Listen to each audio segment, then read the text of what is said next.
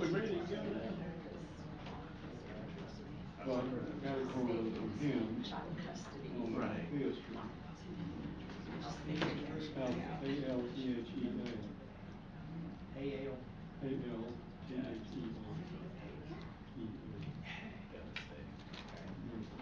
I'm so old, I remember when people used to sit in the front row here and transcribe our meetings. We didn't have to have recordings, and we could start on time, so sometimes I think it was, old times were better, but, we're only 9 minutes late, so I apologize again for you having to wait on us.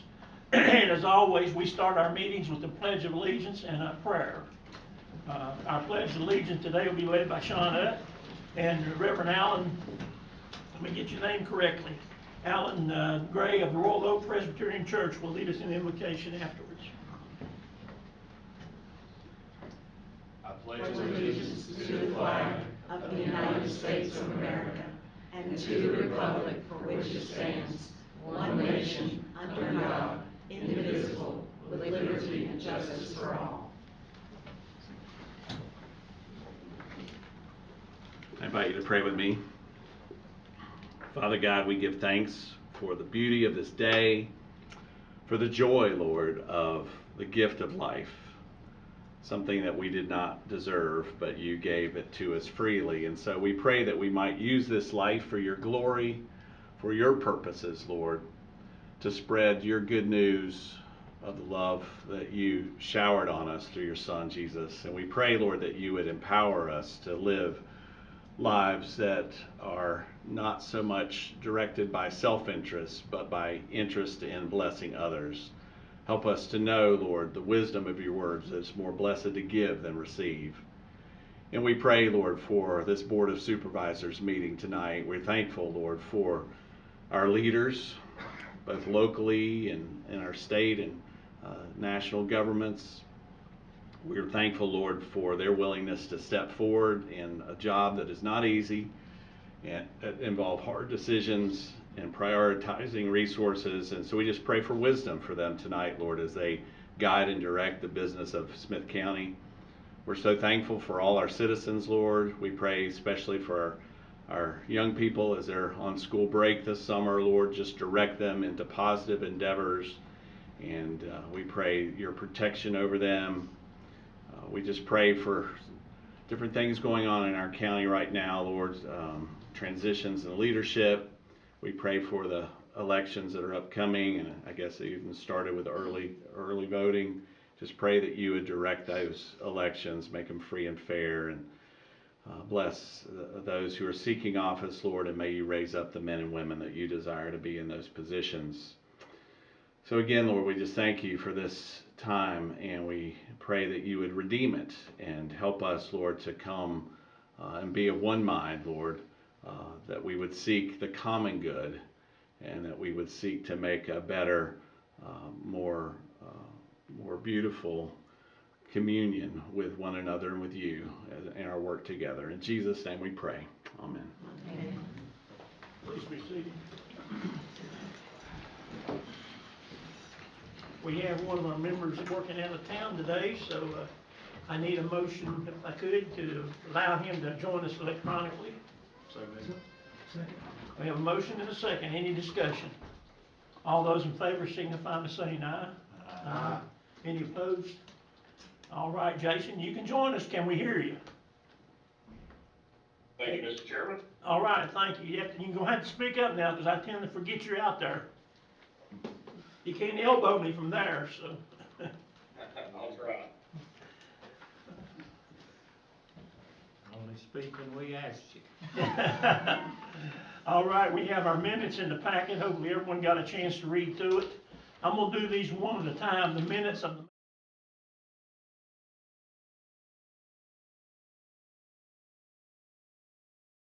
discussion. Hearing none, all those in favor signify by saying aye. Aye. Any opposed likewise? All right, minutes of the June 5th meeting. Approved. Second. Okay, approved and second. Any discussion? All those in favor signify by saying aye. Aye. Any opposed likewise? Please note on that May 22nd, I abstained because I wasn't here. All right, the next order of business is a presentation of Men's Health Month resolution. You want me to read it? Please. Sorry, didn't have my computer ready. So just as background, as I'm trying to find this on my computer, there's a push to encourage healthier living, and we all know in this room that men can be more stubborn than we need to be, and sometimes don't go to the doctor as often as we should, and don't treat ourselves and our bodies as well as we should. But this is a Men's Health Month is kind of a nationwide effort to turn that around. So, resolution of the Smyth County Board of Supervisors regarding Men's Health Month. Whereas Men's Health Month is part of an ongoing international effort to educate men, boys, and their families about receiving regular disease prevention screenings and living healthier lifestyles. And whereas nationwide life expectancy for men averages 5 years fewer than that of women, with men experiencing higher rates of health problems such as diabetes, obesity, cancer, heart disease, and premature mortality. And whereas Men's Health Network is recognized for their esteem in the creation and maintenance and champion over national efforts of officially distinguished Men's Health Month and Men's Health Week as established in 1994. And whereas Men's Health Month is a time for the public to recognize the mental and physical health needs of men and boys while encouraging fathers to be role models for their children through preventative health screenings, healthy living, and seeking needed help. And whereas the growing epidemic of suicide and substance abuse requires special effort to raise awareness of unrecognized and undiagnosed depression and mental stress in boys and men, and whereas the centerpiece of Men's Health Month is the National Men's Health Week, a special awareness period passed by Congress and signed into law by President Bill Clinton on May 31st, 1994, and officially facilitated annually by the efforts of the Men's Health Network.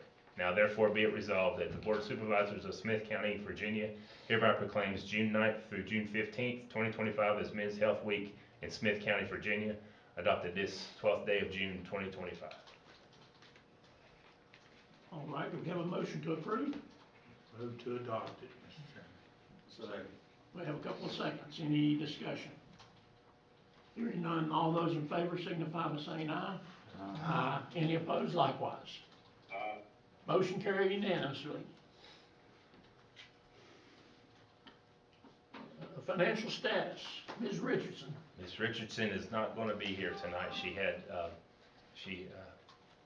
a health issue, or she just got sick. So I'm going to stumble through it. If you turn to page 23 on your PDF, on your packet, attachment 3, just a quick little synopsis of the current financial report. We're showing just over $17.5 million in the bank right now for operations, a little over $5 million in special projects and CDs, $22.5 million in total. We're about $2.3 million off from last year, but that's tied back to some quite a lot of opioid funds and a few other projects that we have. You also have the Treasurer's Accountability Report and the other summaries of the financial revenues and expenditures, including the fund balance summaries. I'll be glad to answer any questions if you have any. Mr. Chairman, I've got a question. I don't know it per se, but that question posed to me at the synopsis of the budget. If a citizen was to request a line item, could they get that? Yeah, sure. It is. Sure. Yeah, it's actually if we approve the budget tonight, the budget document that'll go on the website tomorrow has line item. A whole line item. I mean, it's probably 100 pages total, but it would be available tomorrow on the internet. Thank you very much. I had that question posed to me, and that man's got his answer. Sure. Yep. Thank you. And just as a clarity, the previous budget, or the one we're currently sitting in, is currently posted? Yes, sir. Gotcha. Yep.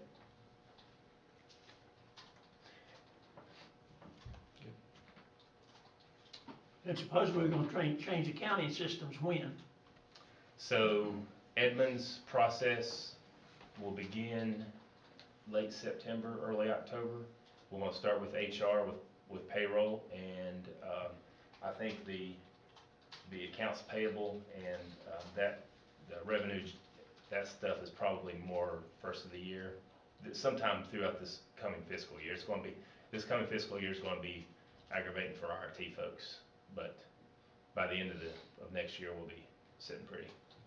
I hope so, because we don't have a financial statement to It's we're very in the difficult. blind. I mean, I don't know how else to say it. The new system, I have some experience with it, and I'm much happier with it. It's kind of silly. I can run a report, and I have no idea what I'm doing with computers on stuff like that, but it's really easy to work. Well, the system we got now, the 400, you can run a report, but you don't know what you got. Yeah. So, all righty, thank you very much. Any questions with financially? No one has none, we'll move on. Payment of the invoices and accounts payable. Pay the bills. Okay, have a motion to pay them. I think I heard a Pay second. mine, you gotta pay yours. I heard a second down there, I believe, so any other discussion? Hearing none, all those in favor signify by saying aye. Aye. Any opposed likewise? Aye. It's unanimous. Thank you. Citizens' time. We dedicate time in every meeting for our citizens to come forward and speak. We keep you to 3 minutes, so we sort of watch the clock with us so you'll stay in your time. First off, we have Melissa Lee. Come forward, state your name and address for the record, please. My name is Melissa Lee, 620 Berry Place, Marion, Virginia. I'm speaking on behalf of my parents who live at 393 Old Deerfield Road. I was here, I don't remember the date, but to discuss the special use permit for a campground RV park on Deerfield Road. We presented all of our information. I am opposed to this proposed playground, I'm still in school, sorry, campground. We discussed the numerous reasons the last time, presented that to the Planning Commission, but they decided to move it to you guys. And a couple of things that I'm still concerned about. One is safety on Old Deerfield Road. We discussed that quite in detail with the Planning Commission. If you live in Sugar Grove, you know there's not really a secure source of cell phone service or even Wi-Fi. Specifically on Old Deerfield Road, the only you have access to Brightspeed, and it's not very reliable. That's what my parents have. Their Wi-Fi goes out on a regular basis. Even their landline goes out on a regular basis. So thinking about safety, if there is an emergency at this campground, I'm not sure what Ms. Davis's plans are for service there. How will you contact 911? Because I don't know what her plans are there. I do want to bring up very quickly what the Planning Commission sent to you. There's a piece that's missing, and that was about how long someone could stay at the campground. Their recommendation was for the permit, and there's some things that are listed on there, but there was a lot of discussion about how long somebody can actually stay there at the playground. I'm not a camper, so I asked Ms. Davis specifically, and she said you could stay at a site for 7 days. So my next question was, so if I stay in spot 1 for 7 days, can I move to spot number 12 for 7 days? And the answer was yes. Initially, the conversation was to put a limit of staying there for 20 days, but then there was more discussion about maybe hunters coming in and different things like that. So I'm very concerned because there is not a limit on how long someone could stay at this campground or at this RV park. So technically, if I can move sites every 7 days and her initial plan is for 20 sites, I could stay there for 140 days without any stipulation or limit on how long someone can stay there. The vote itself, there was a lot of what I feel like productive conversation, but I was a little troubled when it finally came to the vote. There was you made the motion took a long time for anybody to second it, and then after that, as they were voting, they were sort of looking around at each other to see what everybody else was doing, how they were going to vote. That was troublesome to me, because elected officials, to me, I feel like they should stand up for the citizens. Doesn't matter if, what everybody else does, but I feel like you should vote on your own opinion regardless of what the other people were doing. Thank you. Thank you. Next, we have Deirdre McCready. McGahey. Number 4, state your name and address. Good evening, Deirdre Purefoy McGahey. My address is 447 Old Deerfield Road, Sugar Grove. I'll try not to touch on some of the things that I discussed when I was here on May 22nd. But I do want to bring attention and concern, which I indicated in an email that I sent on May 26th, regarding possibly ambiguity regarding the ownership of the property at the time the application was submitted. For me, it's concerning. I'm not sure how the board is considering it, and I'm assuming you all received my email. Okay. If you look at the notes, the minutes from May 22nd, at 7:09, Ms. Davis introduced herself and explained that she and her siblings had inherited the property.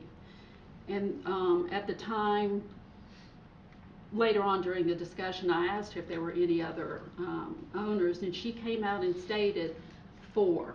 I noticed that's not in the minutes, but that's what she indicated, that there were 4, and I inferred that maybe she had 4 brothers because she proceeded to state her brother's intentions for the property. That may be misinformation on my part in terms of how many brothers she has, but I assume she has 4 siblings.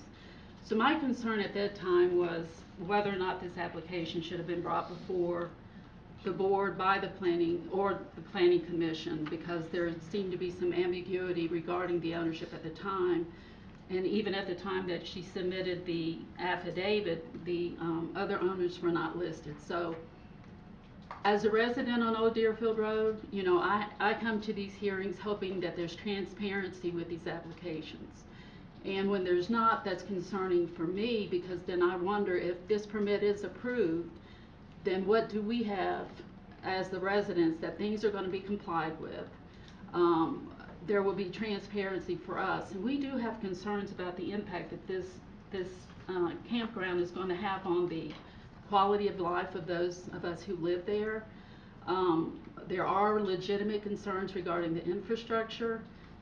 Those of us that reside in Sugar Grove, we know that this is the 21st century, and unfortunately some of the basic modern utilities that most people have, we have a problem receiving them on a regular basis.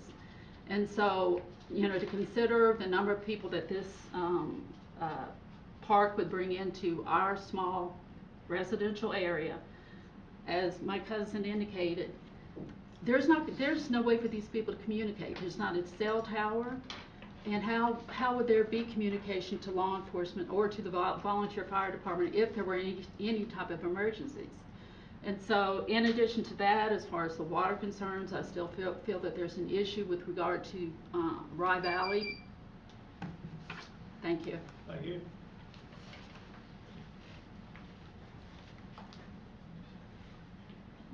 Rose Lycan. Name and address for the record, please. Absolutely. My name is Rose Likens, and I live at 812 Chinkapin Road here in Marion. I have a handout for y'all tonight, so I don't have to give you all the dates.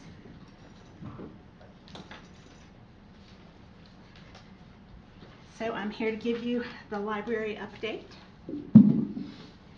The Board of Trustees will meet on Thursday, June 26th at 5:30 here in Marion, and that will be the last meeting for Donna Rupert Greer, who's been our Rye Valley representative for 5 years.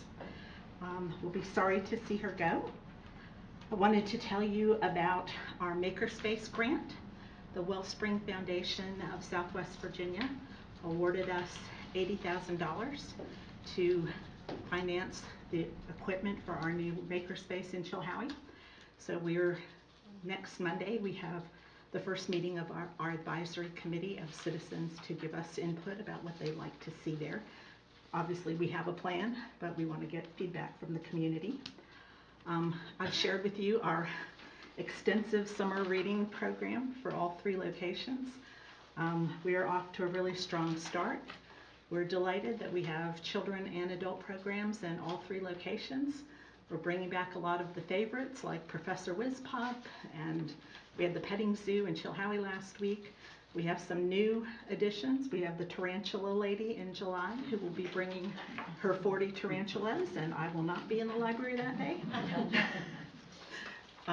Our Saltville branch manager, Chris Sheets, retired at the end of May, and so we are in the process of interviewing. We've whittled it down to 2 very strong candidates, so we're delighted that we'll be able to have good continuity in Saltville. I wanted to also mention that the Friends of Marion are doing book sales twice a month now. Their next book sale will be June 21st from 10 to 1 in the garage off the library on Cherry Street. They also have about 15 boxes of books on CD that are free to anyone who would like them. So if anybody has family members or patrons who use books on CD, we have about 15 boxes in the library in Marion. Anyone can come and get some if they can use them. And finally, as a member of the Virginia 250 Committee, I wanted to mention 2 upcoming events. On June 22nd, Scrapper Brody will be at the Lincoln Theater. It's a Sunday at 3 o'clock, portraying his ancestor, John Brody. And on July the 12th, the Octagon House will have their presentation about early industrialization in Smyth County. And that's all I have for you, unless y'all have questions for me tonight. You timed that perfect. I try. You didn't plug your meeting, your program this Sunday. Yes, I do. Take a moment and tell us about that. The Historical Society asked me to speak on their summer series, so Sunday at 2 o'clock. I'll be speaking at the museum to the Smyth County Historical Society. The presentation is called Face of America, and it's about my previous career as a diplomat representing the United States. All right. Thank you. Thank you, Rose. Appreciate it. I have a quick question. Ms. Linkus, Yes. we have evolved in from reading books to listening to audiobooks, and we've accumulated some of those CDs. Can we bring and donate those if we want to get them out of the house? You can. What we have found is that the people won't buy them in the book sales, and so the Friends have contacted a recycling company, and so all the donations go to the Friends, and then the Friends sell them to raise money to support library programs. Okay. And so the recycling company will be here, I hope, by the end of June with a bin, and they will accept CDs. Okay. So yes, you're welcome to bring them, and then we'll pass them on to the Friends. But the reason we're giving away the 15 boxes that we have is that people just won't buy them because most people don't have CD players in their cars anymore. People usually use those for long road trips, and since cars don't have them. So yes. Okay. Thank you, ma'am. Sure. Anybody else? No. Thank you. Thank you, Rose. Janice Foreman. Come forward and state your name and address for the record, please. My name is Jan Foreman. I live at 360 Old Deerfield Road. I've been there since August 23. Took over for closure, help the community, help the neighborhood, kick out the drug addicts, and it's beautiful. I am a licensed real estate agent, have been for over 25 years. Hope to join the real estate department here, not to sell houses, but to help the real estate part. There's too many things, too many problems that I had as a buyer that I know. So how many of you have been to Old Deerfield Road in the last month, last couple of weeks? Did you drive it? I have. Did you come see our properties? Did you see my view from 360? $1 million views. This property they're talking about would be right in my front yard. I would have zero equity. I would have no chance of ever selling my house, ever. Other complaint, of course, is that the application as a real estate agent, there is no owners on it. That's illegal. This is a deeded piece of real estate that they're transferring usage of. There's not one owner listed, and we know there's numerous ones. Opal stated at the last meeting 3 brothers opposed this and wanted to have a hog farm. Of course, we had late notices. I had 4-day notice of the first meeting of May 22nd. there is no demand for a campground. There are 3 within a matter of 2 miles. There are 6 within 10 miles. This property is surrounded on all sides. 3 sides are neighbors, 1 side is cattle.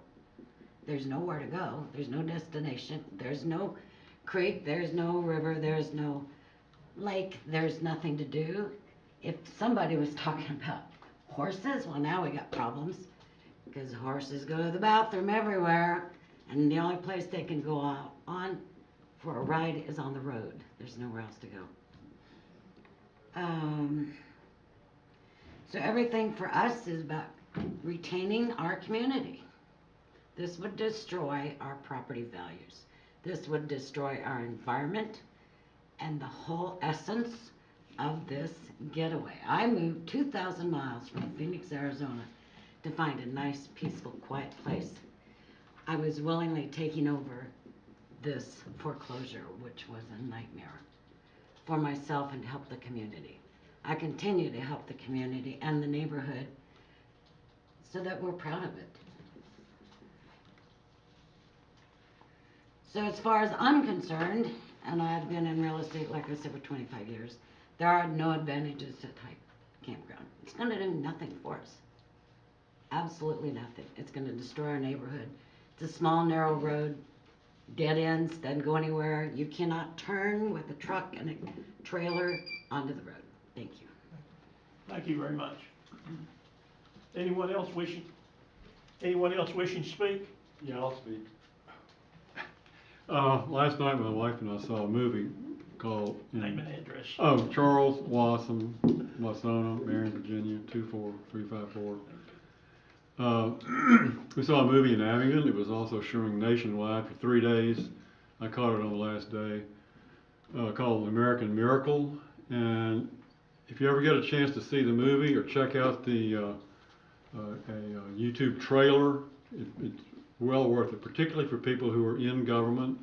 They go through the hand of God in the founding of America, in the Revolutionary War, in Washington's life, in the Declaration of Independence, in the ratification of the Constitution. You see the hand of God, or many people see the hand of God. So if you get a chance, The American Miracle, Kevin Sorbo, Nicole Mullen, and a few other people. But it's really, really good. We were very touched to see God's hand in America. Thanks. Thank you. Anyone else wishing to speak? Alrighty, I'll close citizens' time. We're moving on to old business. Committee report. Sean, you want to take that? Yes, sir. Budget Committee. Right. The Budget Committee held a meeting on May 29th. First item we talked about was the a report for enhanced hazardous duty benefits for our EMS personnel. The report highlighted the costs and the process for getting the fire and EMS personnel into the hazard duty benefit program, similar to the law enforcement. Several committees, I will note, were surprised that we didn't have it, but I'll say that we had to go through a process. We had to have a department operational for at least a year before we're eligible. So that's why we're a little bit late.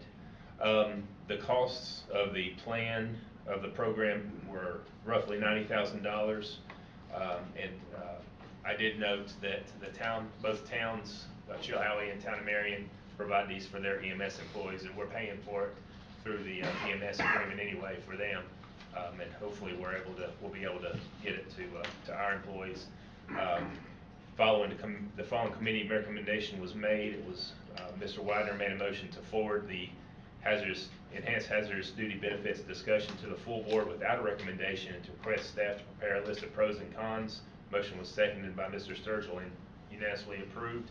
I'm hoping in your packet you'll see the report from page 126 all the way down to 138, and the pros and cons will be on page 138, a PDF page 138. I think it's highlighted on, it's 132 on the, if you're looking at the bottom of the documents. But several pros, of course, several cons, costs being the first. Future retirement benefits are increased. It doesn't really close the current salary gaps. That's one concern. It helps with short term as much more than it does long term. But also on the pros, again, for one thing, it gives us the hazardous duty retirement stipend as a better recruitment potential, puts us on par with the two towns, creates more employee interest, we believe, in training, expanding knowledge base and in-house advancement opportunities, and it provides that early retirement eligibility. So there was, I guess, an official recommendation, even though, well, there was something that came from the committee, but it wasn't a recommendation for or against. I don't know if the committee wants to speak, but it would be my expectation or understanding is it was such a good, it's a good no-brainer, but they wanted to hear from the full board before they made a recommendation. Would that be a fair? Can I mention something on this? Go ahead. In regards to the towns that we also support, all of their members are currently receiving these benefits. And I've said it numerous times, I feel like it's not right for us to be providing for employees under another umbrella, but not having something for our own employees for the county. And I think that my opinion on this is I think it does need to go through. It is a major recruitment tool from the law enforcement side, as Rick could say too, that, you know, for the longest time, for years before a lot of agencies started getting on this this plan, it was more difficult to recruit because more officers were going to other agencies due to this type of retirement. EMS and fire are full-time members. They're in the same boat as your law enforcement officers as far as the schedules, the type of work that's requested from these individuals. And you know, we need to make sure that we're doing everything we can to recruit the best for the citizens of the county to provide those services. So I would just like to say that that's my request, is that we do move forward with it. I noticed when it brought up in committee, it said we needed to do the, no, we needed to have the actuarial study done. Yep. And we haven't done that yet, have we? And that's what that's pretty much, the $90,000 is from that actuarial I study. thought maybe you just ballparked that. No, that's, yeah, it was 89,876. Okay. All righty. What's the pleasure of the board? We any questions, answers? I was just asking Courtney, I think all our sheriff's departments and Every law town enforcement. police has that. Yes, sir. And Marion and Chilhowie's fire and EMS have it. Yes, sir. All right. Do you see any, any type of obstacle that it would create for us? No, I think there's certainly more pros than cons. You know, the biggest con is that cost, but we've got it incorporated. But, you know, I'll say with our VRS, and that's where it's paid out of, the VRS portion. We put in the budget, and this may go over your head, we put 12.2% in the budget. Our official cost was 11.8%, so this moves us up to 12.12, so we're still under budget from what we're proposing, so I think I'm comfortable with it. You're comfortable with it? Yes, sir. Okay. Well, like I said, I think we'll put everybody on the same level playing field, so. It does. Yeah, how do we justify not paying our employees and funding it for everybody else? Yeah. They definitely are they definitely earn a way of hazards. Of all employees of Smyth County, or that work in Smyth County with the towns that are eligible for the benefits, the only ones that do not have it are our fire EMS employees. I think that's a better way to put it. We're really talking, what, 9 people or something like that? No, 16. 16? But we're paying all that cost on that particular. We would be, yes, sir. But also even if it grows, correct me if I'm wrong, if the number of employees grow over the years, you don't have to come back and revisit any of this. No, it just, They're all this triggers automatic. everything. Yes, sir. Yeah. Well, Once we're in too, right? Yes, sir. No going back. I'll make a motion to approve it. I'll second. Now, what you approve, which one? For the hazard pay for the county. Make them all even? Yeah. Yes. Absolutely. All right, we have a motion and we have a second to join VRS retirement for our fire EMS, Hazard duty. hazardous duty. Any other discussion? As a member of the budget committee. That ever existed to begin with. Well, How it got that way to begin with. No, we had to qualify in. Since we started the EMS department about 18 months ago, we had to go at least 12 months and then have the actuarial study. It's not so bad then. No. Okay. No, we were volunteered until, what, 18 months ago? Yeah. All right, we have a motion and a second. Any more discussion? Hearing none, all those in favor signify by saying aye. Aye. Sounds like that was unanimous, but just in case, any opposed likewise. All right, thank you. Thank you. Only other item we discussed was just a final discussion of the FY26 proposed budget process. As you know, our committee met before the public hearings from last week. We spoke about the real estate impact and some of my ideas for closing the gap should the real estate tax remain at 59 cents. Some of those options were for the sheriff to cover a portion of the vehicles that we purchase every year out of his 744 fund rather than general fund, immediately capturing some of the salary savings that we've had as a result of turnover, and some partnerships that I'm working on for private foundations that may help fund county projects rather than general fund projects. No action was taken from the committee on that. So that was all for the budget committee that night. All right, thank you very much. I'm moving to buildings and grounds now. Mr. Sturgill is chair. Well, He's over here. I was gonna say, I think Clegg probably should take this one. Okay. So the Buildings and Grounds Committee met on May 29th to discuss 2 change orders in relation to the 911 project. The first is a collection of change orders. There's 5 in total. I'll give you a quick summary. One is a change to the fire protection system. That was a $900 cost. We relocated an outdoor air unit. That was an $8,300 credit. There was an issue with the demolition of the wall. That was an $8,000 cost. We needed to add some security, some additional security on some of the doors that were added. So that was and these are approximate numbers, $6,500 cost. And then we relocated the UPS to a location that made it much easier for wiring purposes, and that was a $2,000 credit. So in total, there's a $5,000 cost being requested from SimCon. And so ultimately, Supervisor Courtney Weiner made a motion to authorize a net payment to SimCon in the amount of $4,994.70 for change orders 7, 8, 9, 10, and 11. The motion was seconded by Chilhowie District Supervisor Michael Sturgill, and it was unanimously approved. So that's the recommendation from the committee. All right, committee recommendation. Do we have any discussion? We're talking about the courthouse money pit. Dispatch magistrate. Dispatch magistrate project, yes, sir.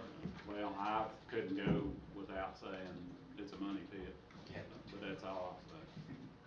And I agree. The one thing I want to point out on this, though, again, this comes back to the architects. Yeah. And unfortunately, we obviously don't need to use them again. Right. That hopefully we won't ever have to cross that bridge again. It's not this company's fault that they're getting into things that was unforeseen. That's why I didn't have so much of an issue with it.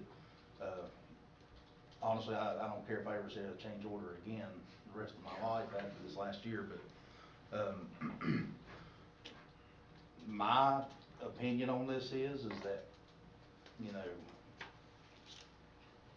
there may be clauses or whatever in the paperwork for the architectures and stuff, but, you know, at the end of the day, though, I mean, they're a professional firm and they should be held accountable for certain things, especially obvious things. I think there's a lot of obvious things that they missed, and I would recommend us trying to recoup those funds somehow, but that's a whole nother situation. I've just been, just like everybody else, aggravated with the situation with the change orders that's come up. Will you have any money on, hold back on that project? Hold it back? We have retainage. The punch list? Yes, sir. Maybe be discussed then, might be able to squeeze them a little bit. They've done all the punch list items.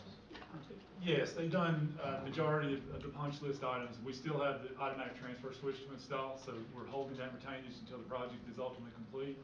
But the retainage, unfortunately, is on SimCon, the contractor, not AECom, the architect. So I don't think retainage would be a solution here. Not for the architect side. Right, not for the issues that were created in these change orders. But, you know, grand scheme of things, these were, I will say the contractor did give us the credits that we were entitled to, as well as the costs that cost them, so. And it was less than 5,000. I was surprised when the number came in fairly as low as it was. Well, you do run into a lot of problems with old buildings and stuff. You can't see them. You can't look in a wall and tell what's behind that wall. Man. But you can live in ceiling tile and see that something ain't gonna work. Yeah. I think there's just been some things, just inappropriately missed. Oh, I'm sure Because, they were, because this was a wall that the new structure was butting up to the old structure, if I'm correct. So that, I mean, in my mind, I would think that would be obvious, but. We just won't use them again. That's right. I think that's unanimous. I think somebody sat in the office and looked at, drawings. We just beat that horse enough. Let's beat it some more. It's the only time I get to complain. We're gonna run out of architects and construction people though, cause 15 years ago, we had this same conversation about the jail, the sheriff's office. Yeah. So, and we got the sheriff's office we're working on right now. Lots So. of grouch butts down there. Grouchy. Anyway. Well, what's the recommendation? Do we have a motion? And committee recommendation was to approve the change orders 7, 8, 9, 10, and 11 in the amount of $4,994.70. All right, any further discussion? I know it sounds like we don't want to do it, but we're going to do it. So all those in favor signify by saying aye. Aye. Any opposed likewise? Motion, was that for or against, Jason? Reluctantly for. Okay. You're with the rest of us then. Sounds like that was unanimous, but reluctantly unanimous. I can't talk tonight. So Moving the on. second issue that the committee considered was another request by SimCon. When they bid the project, they did not have an accurate estimate for the fire protection system. It wasn't until well after the project started that they got an accurate quote for the fire protection system. And in short, they were about $80,000 off from the number that they plugged in to their proposal. So they have requested that we recognize that and effectively pay them that difference. After discussion, Royal Oak District Supervisor Courtney Widener made a motion to deny SimCon's request for reimbursement of additional costs related to subcontractor issues. The motion was seconded by Chilhowie District Supervisor Michael Sturgill, and it was unanimously approved. One other bit of information that you may find helpful here is, if you recall very early in the project, there was another issue with the HVAC system. There was a clerical error, and I think that was close to $100,000. $103,000. And you all did agree to pay that difference. And I think the committee took that into consideration when they made this recommendation to deny. All right, it's committee recommendation to not approve the request. Any further discussion? I won't say a lot, but I'm good. All right, all those in favor of not paying for the request signify by saying aye. Aye. Aye. Any opposed? Sounds like that was unanimous. And the last item they discussed was the HVAC system for this building. We provided them an update, noting the significant cost concerns. Effectively, 4 years ago, we received a quote on what it would cost to upgrade the HVAC for this building. That number has gone up significantly. It went from $3 million to $10 million. And I think it's fair to say that the committee was reluctant to put that amount of money into this building. So we were instructed to see if there was effectively a second opinion on that.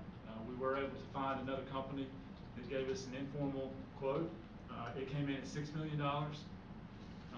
Ultimately, the committee decided to table spending any more money on the HVAC project for this building, and instructing us to explore other properties and facility options until a critical need arises for the HVAC system in this building. The motion was seconded by District Supervisor Michael Sturgill and was unanimously approved. Okay, that's a committee recommendation to not do anything at this point. To effectively table the HVAC discussion for this building at this point, to pursue other options for other buildings that may become available for our facility, or to pursue effectively new construction. I would like to say something on this. Go ahead and say it, because I'm biting my teeth right now. My thought process on this is we're in a building that has a lot of age on it, and when you can, if you have to be able to spend, even if it's $6 million, that is a lot of money. And I know that there's offices in this building that employees work in that are not in good shape, and this is just for the HVAC. This is not the windows. This is not the bringing things up to where it needs to be. Everything's falling. You know, the common argument would be, well, this building was given to you. Yes, well, it may have been. I mean, but there's been a lot of money put in this building. And do you continue to just pour money into it, or do we just bite the bullet at some point and move forward with seeing what other options are? I don't feel good with just pulling the trigger real quick and saying, hey, yeah, let's spend whatever it takes, because like I said, I just think it's important that everybody knows that is just one little piece of this building that needs to be upgraded and repaired. So that's all I have. It's like, Go ahead. I would say I agree with Courtney on this, and you know, when we look at this building and we look at how many issues that we're constantly sinking money in to try to keep it afloat, keep it running, and we kind of look where the break-even point would be, and honestly, the figures that rough figures we've seen to this point look like they're not what we require to repair what we presently have as issues is not a whole lot less than what it would require us to hopefully find a decent piece of property and get exactly what all our offices like DSS, the county, school system, what everybody needs. for their offices and storage. And, because we have a lot of stuff and supplies that come in here, and there's really nowhere to put them.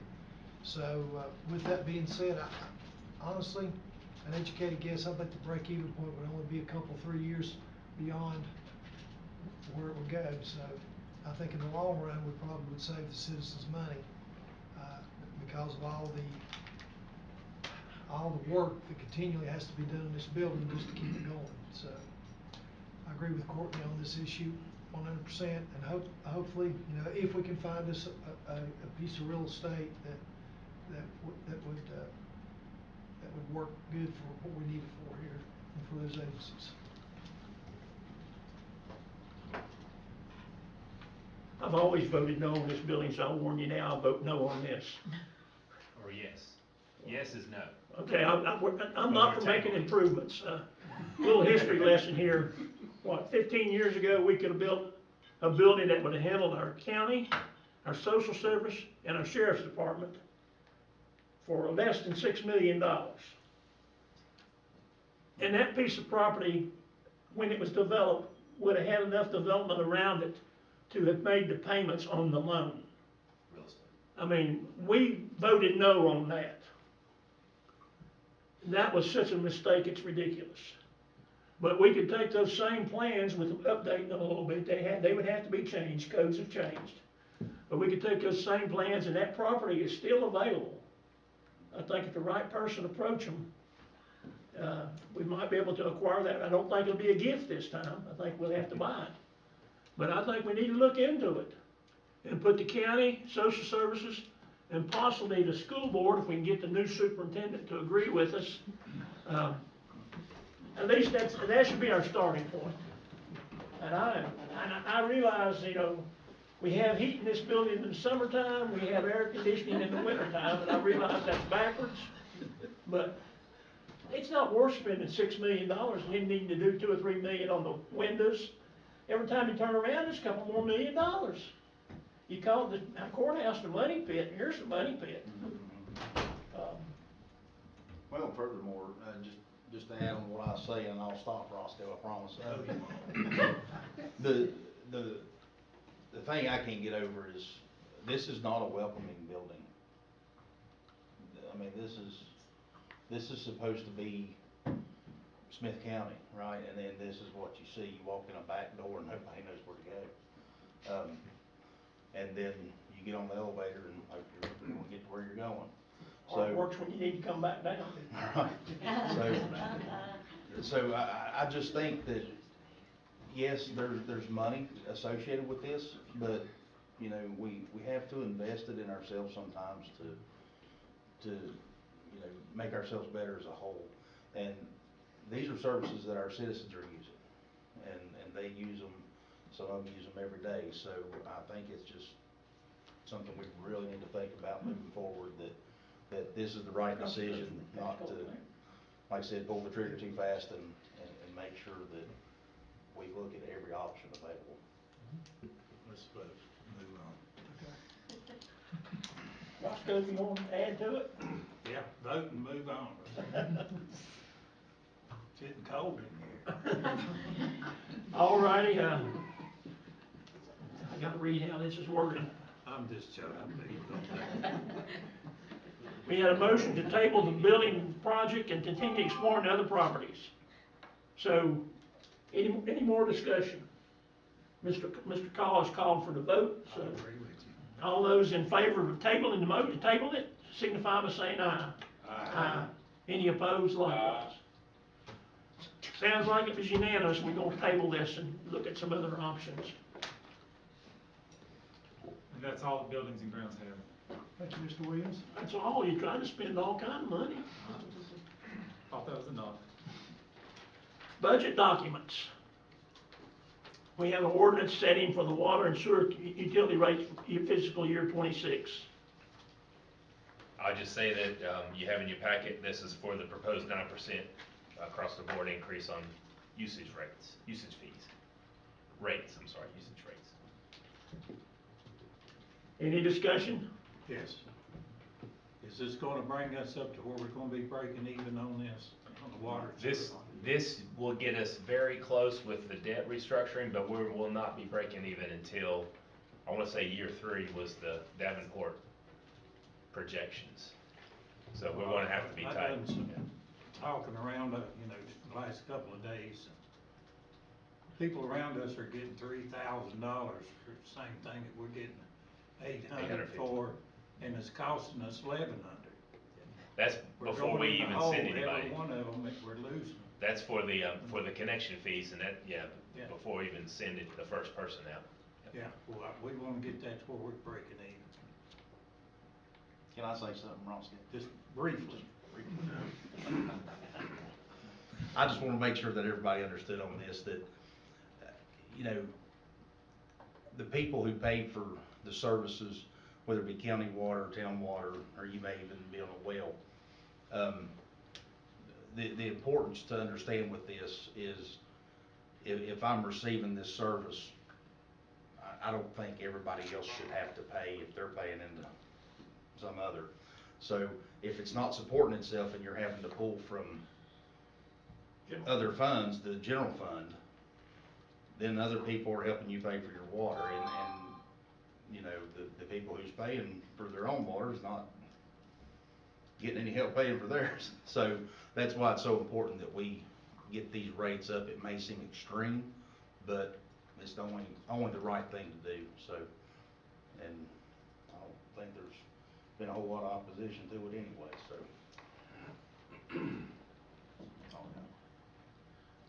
I'm gonna say something that's probably very unpopular, but I don't think it's enough.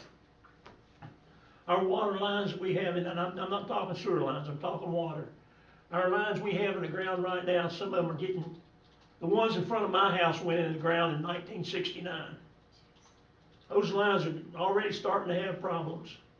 We're gonna have to replace that line. If we get our rates up to where we at least are breaking even or putting a little bit back, we can maybe do some of that on our own. But right now, if we had to start replacing those lines, we're back to the well again, and I'll get Mr. Wassom's attention on this. We're gonna be borrowing money to put lines in the ground.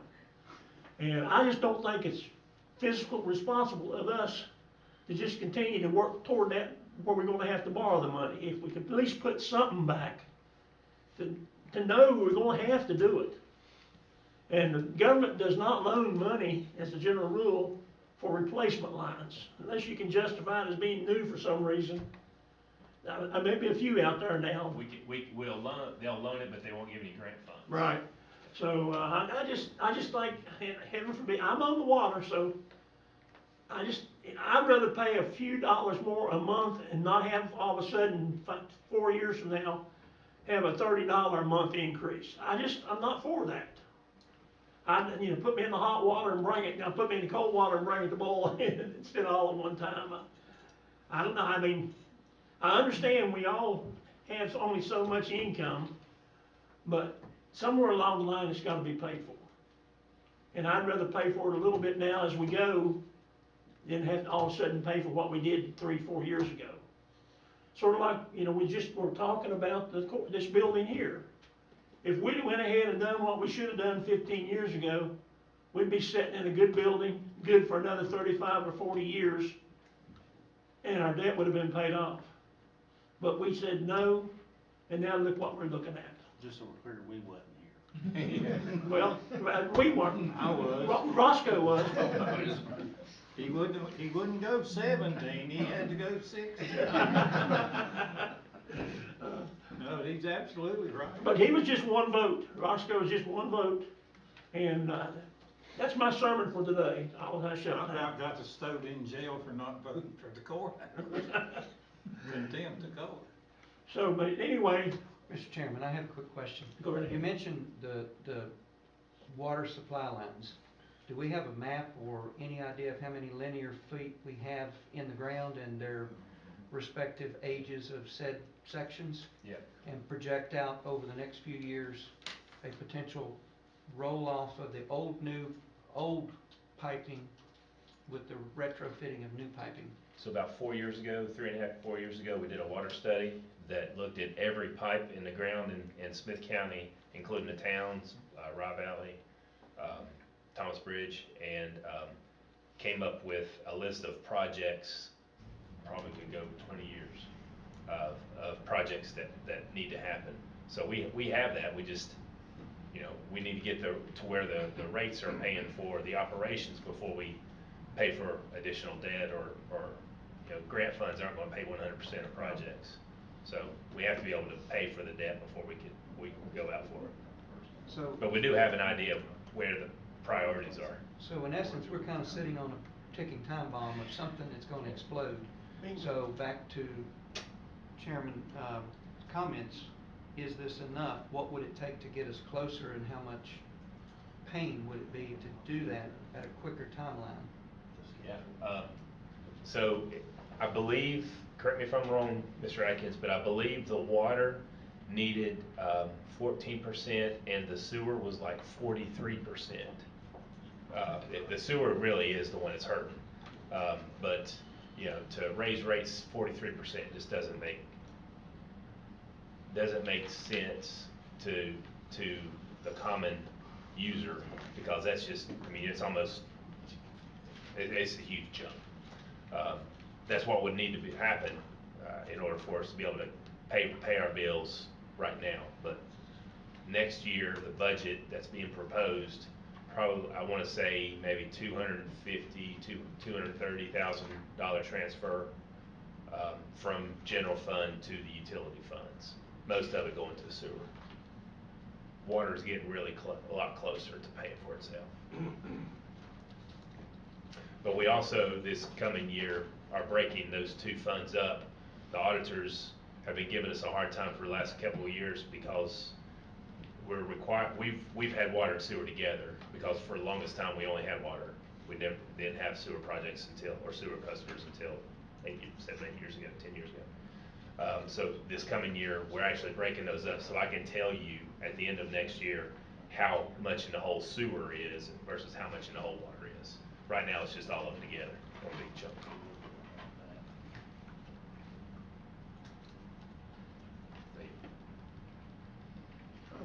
I'm just sharing with Chris the packet I got from Davenport and Company.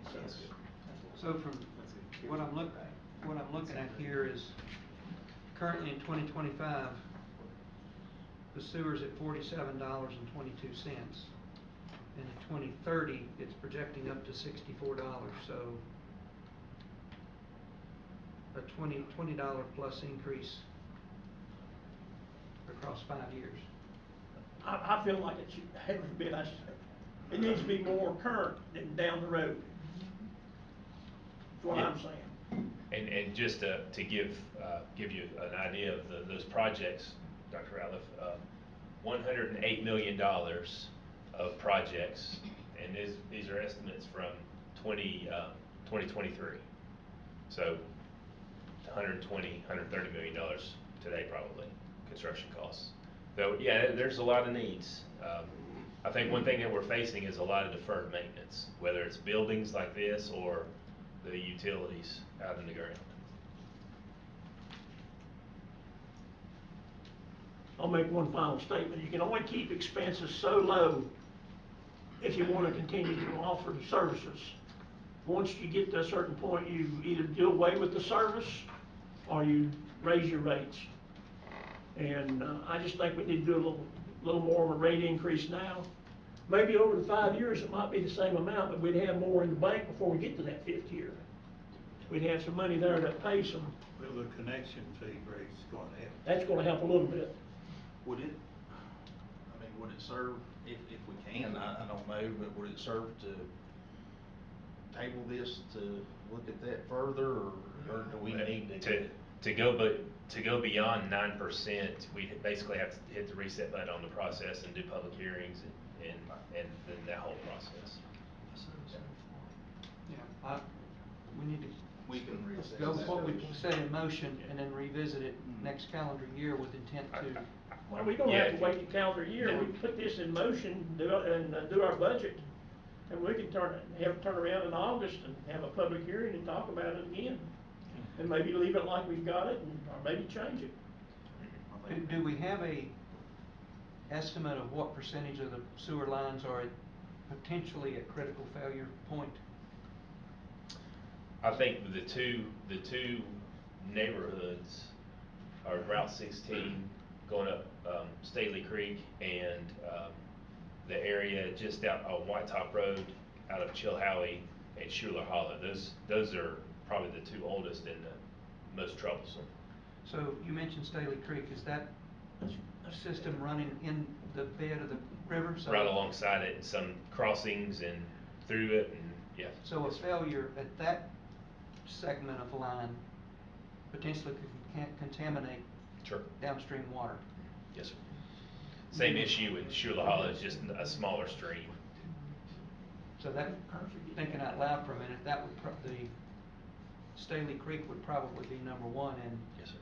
We actually have a project to do some work, and $500,000 project, 300,000 is grant, 200,000 loan, and has been awarded. So that's probably the only thing we'll be able to do in the next year. But yeah, that'll eliminate a lot of those issues. okay, all right, thank you. So my recommendation, in case you're wondering how, you know where I stand now, but my recommendation for tonight is let's go ahead and approve this, get our budget where we need to be, and then we'll revisit it after July 1. Any more discussion? Hearing none, all those in favor of doing the resolution as presented to us, signify by saying aye. Aye. Any opposed? Likewise. Believe it was unanimous. Next. Next is the fee schedule. This includes the connection fees for water and sewer, the building permit fees, and the EMS billing fees that we had the public hearing for last week. Thank you. I move to approve. I'll second. Have a motion and a second. Any discussion? I think we sort of got some of that in our prior discussion. All those in favor signify by saying aye. Aye. Any opposed? Likewise. Aye. That was 4, wasn't it, Jason? Yes, sir. Okay, thank you.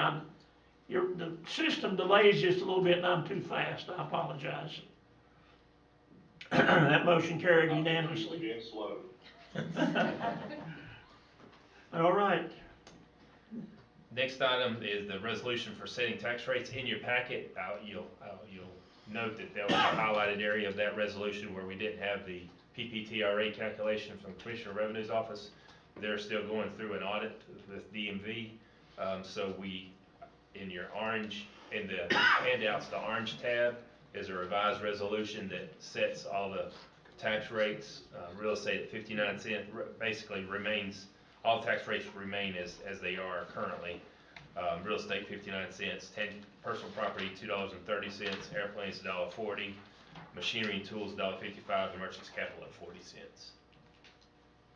And we will come back with an additional resolution after I get the calculation from Commissioner Revenue's office. Why don't we have PPTR? It's been the same thing for the last 15 years. Well, the percentage has gone, when I first got here, it was maybe 47%, and this past year it was 38%. Oh, you're talking about the amount that's not Yeah. going to be taxable. Yes, yeah, that's the calculation we need. Yeah, we're getting the same 1.916 Well, I million. used to do that. Y'all not do it? Commissioner Revenue's been doing it for us, and I don't have any of that data. He's keeping y'all in the dark. I don't have any of the data. Can we move forward without that and just? Yeah, we can, because that's not necessary until they send out the tax bills. Actually, till the tax bills start coming. No, they need it before they send out the tax bills. Because basically, the calculation is current year is 38%. So a car that's worth $10,000, the first 38% of that tax is paid for by PPTRA, and the citizen only pays 62%. So we know how much the PPTRA is going to be 1.8 million for 1.804 or something. Yep. So we just need to figure out. I know values have continued to increase slowly, but still increase. Was he going to tax new cars this coming year? I think that's part of the audit. Yes. Okay. Is he going to go back and tax the ones he didn't tax this year? That's what he's. That's Yep. the plan. Yes, sir. I would, if I can,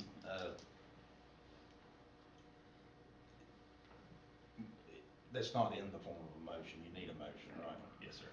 It's a recommendation from staff. This says a motion to approve resolution as amended to include PPTRA. To not include the PPTRA. Right. So the resolution that's in the orange tab is the one that we're recommending because it does not include the PPTRA calculation. So I would, first like to say no to raising taxes, and I would like to make the motion as amended, with the PPTRA. Without PPTRA calculation. Without PPTRA calculations, for the current 25-26 year. I'll second that motion. All right, any further discussion? I have a quick clarification question, forgive me. Go ahead. Under the listing of real estate, tangible personal property, down under machine and tools, is that the category that computers and tech? No, machinery and tools is utility and utility trucks, the machines that make the anything that makes a widget, basically. Gotcha. The computers and such are taxed under tangible personal property. I think their equipment falls under machinery and tools. So merchant's capital would be defined as? Inventory and gas station. Gotcha. Basically, it's the inventory tax as of January 1st. Okay, thank you for clarifying. And for you sitting in the audience wondering what we're talking about, we are looking at leaving the tax rate the same this coming year as it was in the current year. Real estate. We're not raising real estate, personal property, or anything else. I just learned what a widget was. All right, we have what do we have? We have a motion to second to approve with not including PPTRA in it at this point. Any more discussion? All those in favor signify by saying aye. Aye. Any opposed likewise? Motion carries unanimously. Next item was the resolution for the school board budget. I understand Dr. Carter has an hour-long presentation he wanted to give. That's why he's here. You don't work here no more. A couple more weeks. Oh, he was coming back, we tell him bye, like, we told him bye like 4 times already. He liked it. I'm glad he does. But the draft motion or resolution is in your packet for consideration. Was it in the one on the computer or in this? On computer. Okay, it's not in this one. Do you need the motion to accept Yes, the school budget? Yes, sir. I think we've got the I've done motion this coming for out of years. committee. Now, there's no committee on this For one. several years I've done this and been very proud to do it. And I'll do it again, Mr. Carter. You've been a good employee. We're gonna really miss it. So I'll make that motion. So, All right, we have a motion for the school board resolution. Do we have a second? Second. Have a second. Any further discussion? Now, somebody's got to vote against this, so it can't go out with a unanimous. That'll work. All right, let's call for a show of hands. All those in favor signify by raising your right hand. Jason, you can just say aye. Are you still with us? He's trying to figure out which is right. the other one, Jason. Did you vote for or against it, Jason? 4. Okay. We have 6, 0, and 1. He's gonna get me when he gets older. Mike's abstaining. All righty. Thank y'all very much. Thank y'all for, as I said the other night, thank you for presenting us with a budget that we didn't have to go in and start looking at it and figuring out every little penny was in it. And we felt comfortable with what your board had come up with. So thank you again. Thank you, sir. Is that right? Moving on to Smyth County fiscal year 26 budget.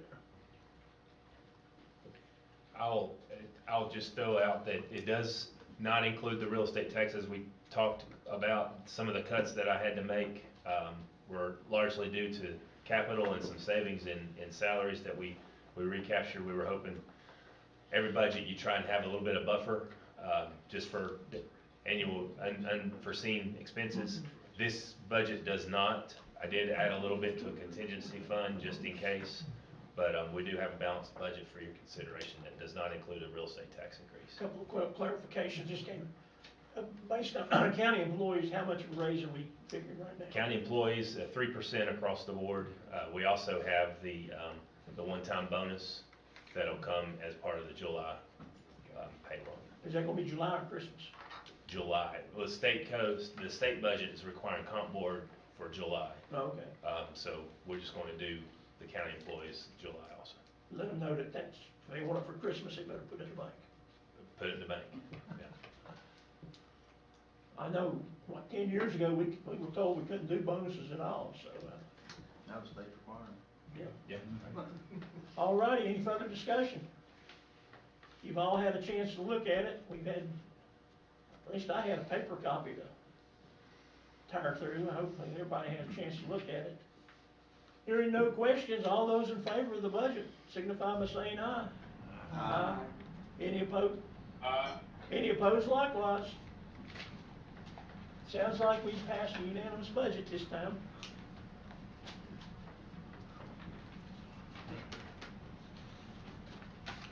Planning Commission recommendation. Who's gonna handle that? I can, Mr. Chairman. So following the public hearing, on May 22nd, regarding Opal Davis's special use permit application, for a campground or RV park. Following a review of the request and consideration of all the public comments and concerns, Ms. Meadows, stated that she felt that the proposal met the criteria outlined in Article 6-2.3 of the zoning ordinance. She made a motion to recommend the Board of Supervisors approve Opal Davis' special use permit for a campground or recreational vehicle park located at 322 Old Deerfield Road in Sugar Grove, subject to the following conditions. The first, that she record the deed for the property. Second, that VDOT issue their approval. Second, that she keep a detailed visitor's records. Fourth, the campground shall only operate seasonally. And last, no storage of campers permitted during the off-season. Mr. Dean seconded the motion, and it was a unanimous approval. So that is the recommendation from the Planning Commission. Okay, it's a Planning Commission recommendation. Any discussion?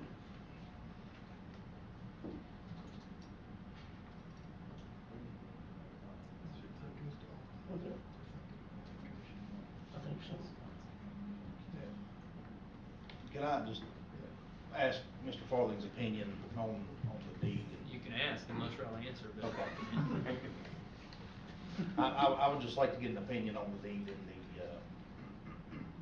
the filing of the application. Yeah, so the applicant was the owner of the real estate at the time of the application. Application asked for the name of the owner, and the applicant put her name. The next box asked for if the owner is different to fill that in. That box was blank. The same question is on the back as to list the owners of the property. That box was left blank, but the owner was disclosed on the front. There's some question about the deed. The current applicant had a deed signed by her siblings granting her total ownership of the property, which was executed in 2023, I think, or 24. It's about a year or so before we get to this point. Once that deed is signed and delivered, it's a transfer of the real estate, even though it's not recorded at the courthouse. So she has an open deed, if that's what you want to call it, but she has a signed deed. It's been delivered to her from the other owners, so she is the owner of the property. It's just not recorded at the courthouse yet. It took a year or two to get there, so no one else knew about it. She had some risk not recording it because the brothers could have sold their interest to somebody else before she got to the courthouse. But my opinion is she was the owner at the time she made the application. Is it on file now? It is on file with the clerk of court. It is. That was a condition of the Planning Commission. If I'm not mistaken, she went the following day and recorded it. I did. Any other questions? Hearing none, it's a planning commission recommendation that we approve. I'll go with the show of hands on this one. All those in favor of upholding the planning commission's approval, signify by raising your right hand. All those, Jason, you got your hand up?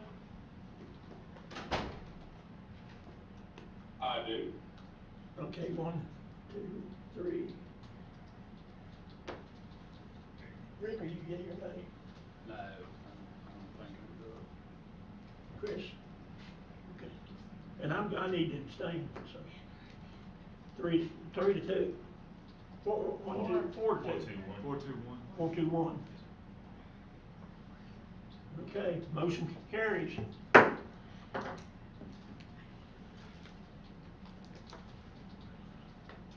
Virginia Resource Authority refinancing of utilities. Let's take a short break right quick. We didn't quite understand what you just said. What motion carries? So the planning commission's recommendation was for the special use permit to be approved. And so the board, ultimately approved the special use permit, and it was a 4-2-1 vote. So 4 were in favor, 2 voted against the motion, and 1 abstained. Okay, so I need to go to court. Thank you.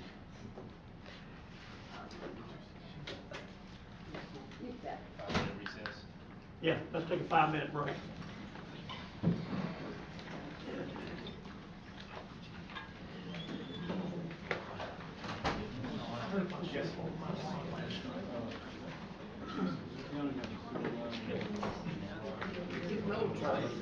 I had a piece of trash on the ground, so on my right floor. And I reached down to get it, reached down, whatever the word is. And when I did, this little rib bone there popped. I go to take a big breath, something that hurts. I sneezed and it hurt. I mean, I'm getting old. I know,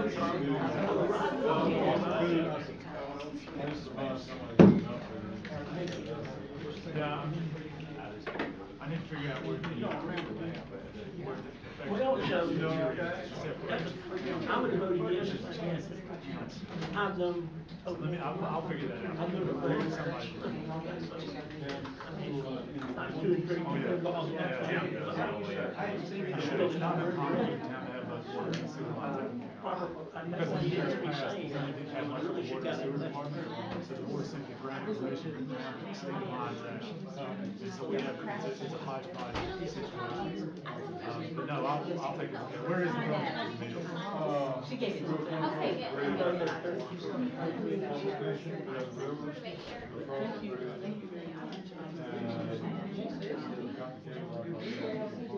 But that was me, I didn't hear anything about that. Well, the certain road water said they can handle it. Perk, you know, they don't perk and they can't do it anyway. Just came out here. This thing about piecing all this up. Well, they're both for their safety situation. So should we make them move out because they don't have the legislation? Is that right? You should say you. Okay. Take care of it.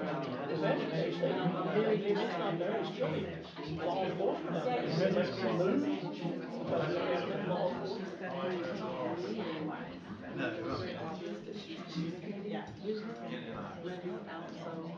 No. Would that be the one? Because I want to know.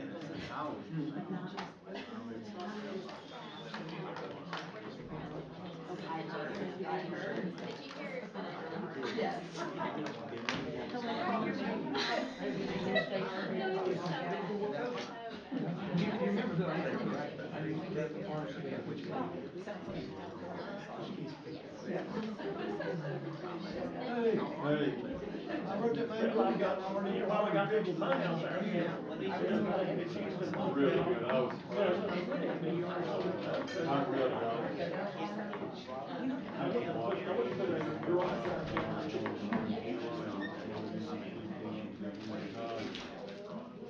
I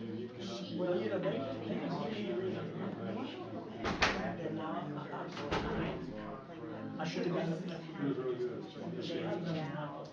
I've known my whole parents, I knew his parents, Opal started the same way. So I just, we should've got on that agreement. And I shouldn't have, I just didn't think about it at all. What we did, you have to do those. Let it blow steam. So we had to go do that last year. Well, I mean, there's just, And I'm not gonna do that next year. You're what? I said, turn around and Oh. we was fine. Thank you. And I still have my phone But blanket. we were able to.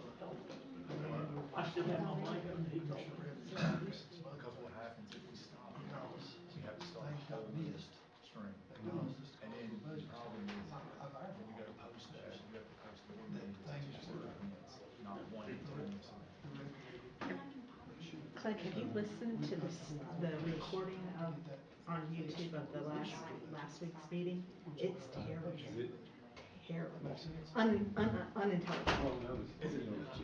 It's feedback from the microphone. Okay, and that, yeah, I think that That's is today? No, last. Was that just in the beginning? That was me.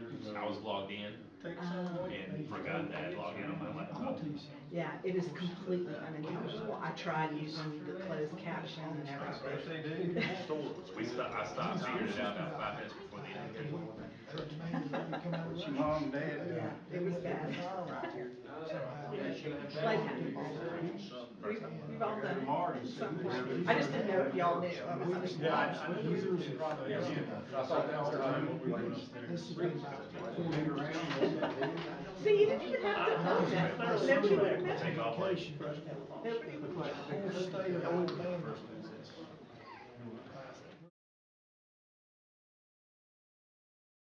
Last year, year before last, and they came over to one of the programs, y'all had it solved, and then they found out something was going on in Mary, and hooked it back up.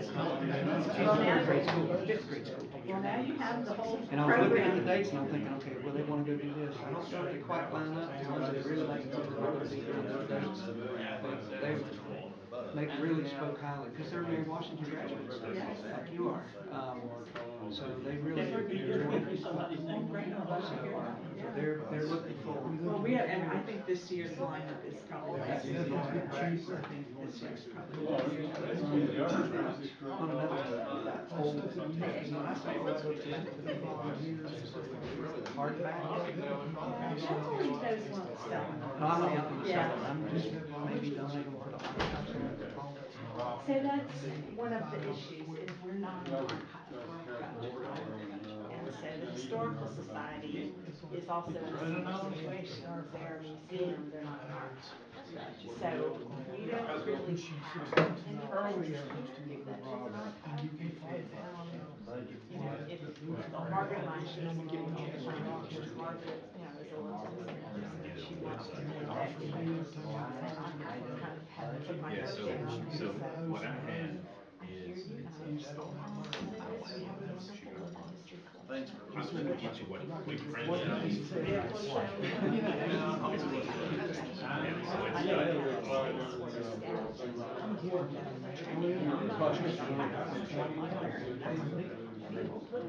And so,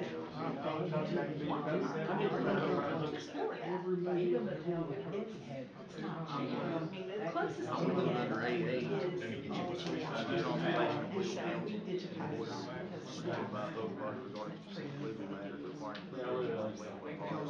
the closest we get to being an archive. We do have the short years in archives, and that's a whole other problem. I just hate to see the votes. Well, this movie covers, I know, and everything's justified. And I'm keeping them, and I'm trying to protect them, but I'm slowly destroying them. Right, yeah. Princeton. I know, I had a guy who called me one day, he was so excited. You know how they He cram took the a rest of it.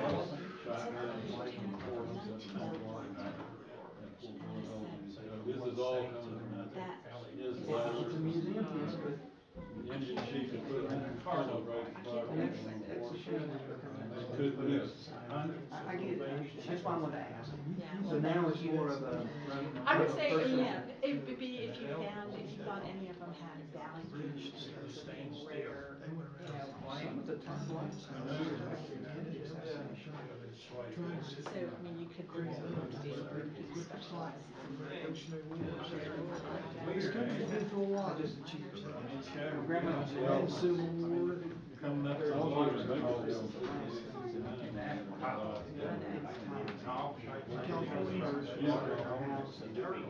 Now the flood.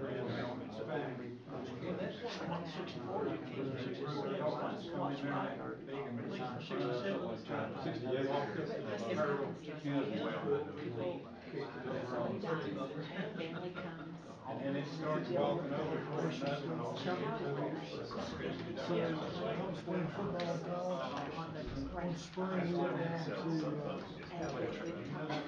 Rushing Mountain State Penitentiary, put up a little football scrimmage, prison time. I spent all sky walks, Running around. 5, 6 foot behind me. I know. And if something shows up, the guard is supposed to pay for it. No, but you bring we get donations every single day. This usually goes into But people bring us books every single day. There's not a day goes by that people don't walk in with a box on the counter. And that's a great good thing, because it supports the book sale, but, yeah. Thank you. Sure. Chicken salad in there. I did.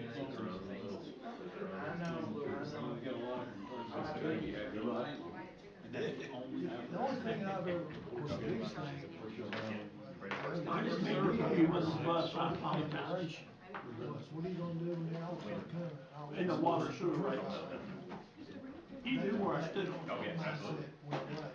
I don't disagree. Homelessness, listen, everybody's. I've been to several big cities in the last couple of years.